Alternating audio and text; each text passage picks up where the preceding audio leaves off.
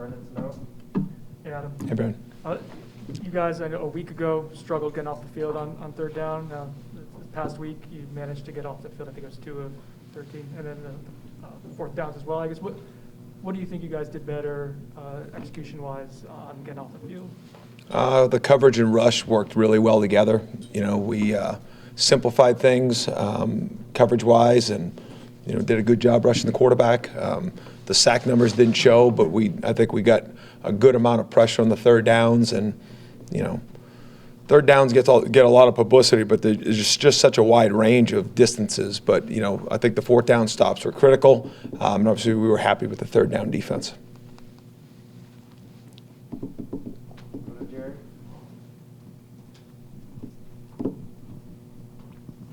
Those fourth down stops, would you talk about the one at the goal line with Kalen DeLoach in particular? Yeah, that's a play they scored on earlier in the game, so it was going to be the same look, same formation, same motion, same play. So it started, I thought we did a good job setting the edge so that it got fitted to Kalen, and it was a one-on-one play in the hole, a linebacker on a quarterback. It's a big quarterback, but Kalen stood him up, and Sidney got off a block, second man in, and Robert Cooper showed up too. But really good effort, critical time of the game, and I think we started the game really fast, played well, and then in the critical moments, I thought we played well. We'll go to Ira on your right. You had to play without Dennis this past weekend, but Coach told us that you'll be without him all season. How well has he been playing, and how have you seen guys respond since he's been out? I think Dennis was one of our most improved players from last year to this year. I mean, I really thought he was having his best football, in the first couple games. And, he was playing a lot. And so, anybody that's making those steps and playing a lot of football, especially in the front where you play so many guys, it's a loss, but, it's part of it. And we support Dennis and, getting him back as soon as he can on the rehab. But, he'll be missed, but he'll be replaced with somebody else, and somebody else's responsibility to pick up what he was building. All right, on front row, we'll go to Andre. Just what you've seen of North Carolina, obviously with Sam Howell's always a challenge, but they've got different personnel around them this year. But just have you seen any differences from the team you faced last year as far as what they're doing on offense, or kind of just what you've seen? Schematically, it's the same. Formationally, it's the same. Actions, motions, routes, the same. I think obviously his understanding of the offense is a year better. Up front, they're basically all back. And they've got a slot receiver that is a really good player. Obviously, they lost some people, but everybody did. So, I mean, they're not having a problem, throwing the football right now. The ball's getting completed. He's got great numbers, and he's one of the best quarterbacks in the country. We'll go a little bit farther on the right to Gene. Hey, Coach, could you talk a little bit? Obviously, you guys were lights out for about a quarter and a half on defense to start the game. And then Schrader has that long run. You guys, and I don't know if, I guess my question is, was that just a kind of a loss of focus after what happened after that, the rest of the half? Or was something schematically that they were doing on those plays, or what happened? Yeah, I mean, it was, teams run nakeds, and you got somebody that's always there to pull it up, and you got people inside out. And, so, loss of focus is an easy word to put on things, but, it was just, we didn't make the play in multiple, on that run. I mean, you were playing really good football, and next thing that thing hits, and nobody expected it to happen. And, just we weren't ready for that moment for whatever reason, and, something that, we're not happy about. But, there was no reason to let them back in that football game. I mean, that's a play that you defend on day one. And now he's a good player. Don't get me wrong. I mean, that's a big quarterback that can run away from people. So he just really hasn't had to do it in the Syracuse uniform yet. So, maybe guys didn't understand that about him. But, I mean, we went into that game knowing that that's a really big athlete that can push the ball down the field. And unfortunately, he showed it to us on that play and on another run on the same exact play that, we had guys in the position that were just maybe different people because of the rotation happened to be in on that play. But definitely a play that we went over and something that, we're not proud of the way that thing got executed. And there was no reason to let them back in that football game. But whether he did it or we allowed it to happen, however you want to look at it, but definitely not one of our best plays.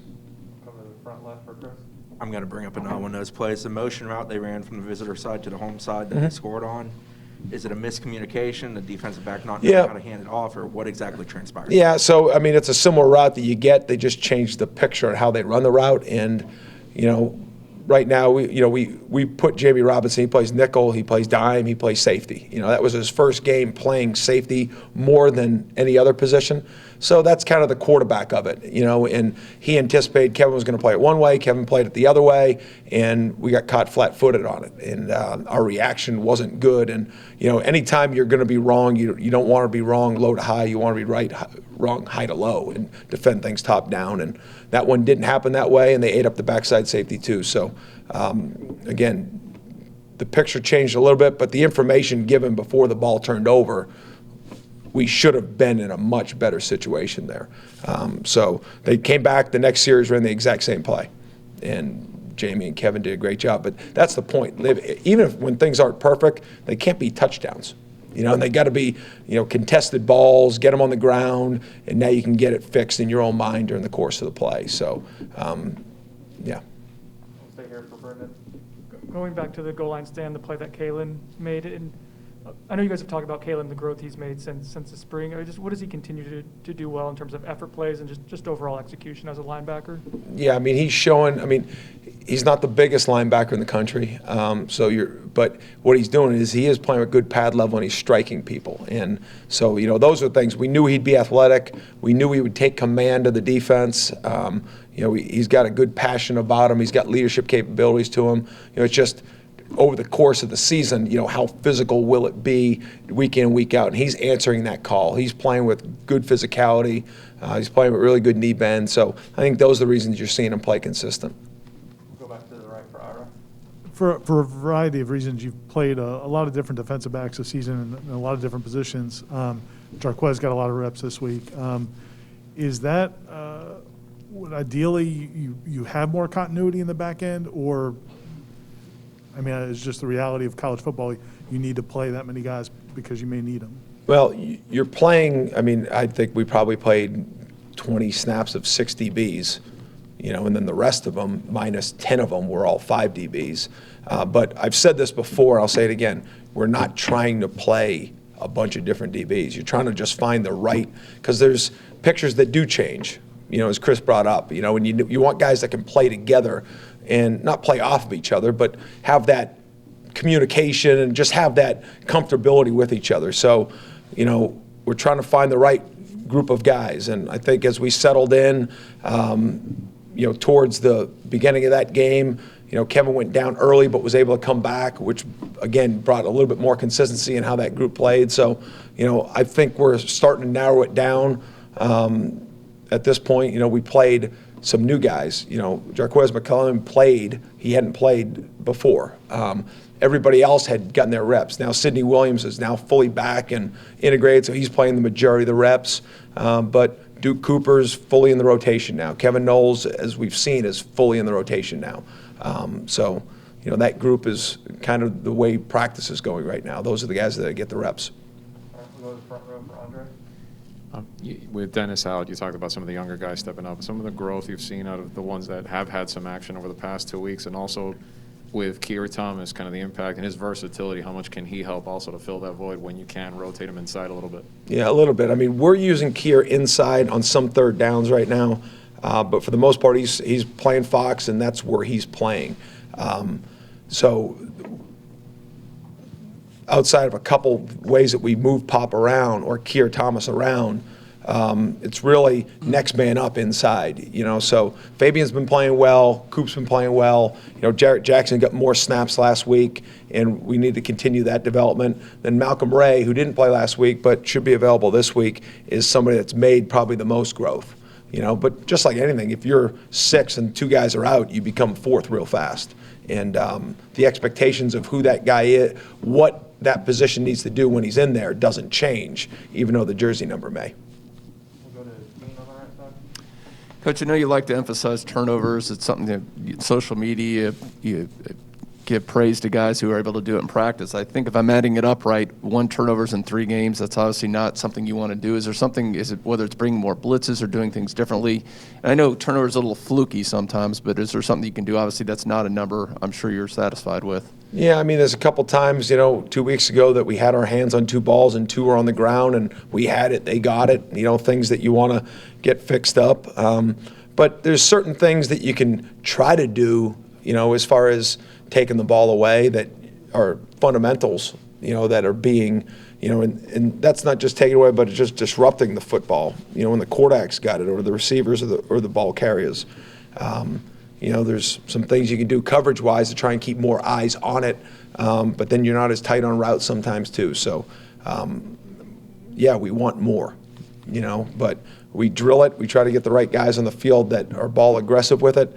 And, I'm a true believer if you chase the ball and you got enough bodies around the ball and you're working the right fundamentals, that those numbers will come. All right, we'll go to Corey. Yeah, Adam, there was a play early in the first half where Keir Thomas diagnosed a screen and veered off and kept him from throwing it, and I think y'all got to stop and forced a punt. Jermaine got burned on one of those naked, but then came back and stood there and disrupted that play too. I guess, what does that say about their experience? Is that just innate? I mean, I'm sure you teach that too, but they have an innate experience of being a ability to make those plays. And then maybe, how disappointing is it then when Quashawn Fuller goes in the game, he gets burned on the exact same play that you had been burned on before? And I guess the teaching moment you can use on something like that. Yeah, so the first one, when you recruit guys and you get them, there's different levels of acumen on football, right? And then you want to build from there. But the first play, I mean, is a formation that Syracuse does a decent amount. So, I mean, it's something you rep, and guys that have good football intuition, those things get brought up pretty quickly. So they line up, and Keir recognizes it, and we take the play away. Jermaine's got good football IQ, and, you say, hey, listen, guys, this is the formation, this is the set that this play's coming out of this week. Got it? And then as a coach, you're always going through the balance of, do I wait to see them get lined up and try to put them in the best call, but maybe be late getting lined up, or do I just educate them on, listen, this is what it's going to be. This is how you got to play it. You guys good? Got it. And you're always trying to work with that stuff. Those are like the decisions you make as a play caller sometimes. And, the thing with Quashawn, yeah, you want to make that play, and we put guys on the field because we think they can. We just have to do it. All right, we'll go to the back right corner for Adlon. Coach, on the TV broadcast, they were talking about how Keir kind of was animated and talking to one of the defensive backs after allowing a touchdown to occur. You've exhausted so many options in trying to get guys in the right positions. Is there a point in time where you like to see a guy like Keir kind of get on? There need to be more accountability from these players on one another at a certain point so that you guys can perform at the level you're capable of. Yeah, I think when you're involved in a team, like, that stuff happens. I mean, if you're out there in practice, it's happening. You're in meetings, it happens. I mean, and just the guys that invest and work at it, it's going to come out. And, everybody's got their own personality as far as how they show their emotions, and at the end of the day, we're always going to preach team first, but, things come out. It's football, it's team, it's guys getting on guys, and it's my job to make sure it's done in a way that helps the entire group. And, Keir is definitely somebody we lean on for leadership, and that was just his way of showing it. All right, Ira. Obviously the bootlegs got out a few times, but how did you feel like you guys played, and how have you been playing just traditional run defense? I mean, when teams are trying to run with a tailback, trying to run the football. You mean when it's not just naked and just the guy breaks a tackle and runs a long way? We're trying to do better on that, but just defending just run game. I mean, I think the kid Tucker's a really good back. And he outran a few leverages a couple times. But just how we were lined and however that looked. But, again, I think if you're trying to consolidate the year into a thought, I still think we're playing good physical football in the run game right now, and that's something that we got to continue to do. Am I happy? No. But I think we're coaching the right things, and I'm seeing it executed for the most part the right way in the run game. Does that answer your question? All right, we'll come to the left for Jared. Coach, what's next? What's the next level of development for your defense as you're coming? To give up less points, to limit people on the scoreboard, and how do you do that? You tackle well, you get off the field on third down, you stop them in the red zone, you make them kick field goals. You don't give up explosives. So we can do that. And, even the explosive plays, they've started to go down. It's just you don't want them to be touchdowns, right? You can keep those and make them snap the ball again. As we saw last week, if you do good on third down, the only way they can score is by giving them a short field or giving up an explosive. You can't have those numbers on third and fourth down and give up points. The only way that's going to happen is short fields or you give up a big play. And those big plays got to be downed, right? Make them snap the ball again, get them to another third down, and make them earn it. So, I think our tackling has improved generally this year. We had 10 missed tackles Saturday.